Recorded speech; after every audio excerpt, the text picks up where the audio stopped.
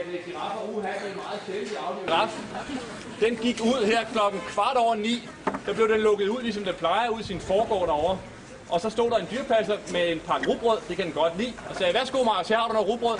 Og bagved der stod jeg med en riffel, og i det han stak hovedet frem og spiste sit rugbrød, så skød jeg ham lige igennem hjernen. Det lyder voldsomt, men det betyder, at Marius anede ikke, hvad der skulle komme her. Han gik ud, fik sit brød, og så døde han.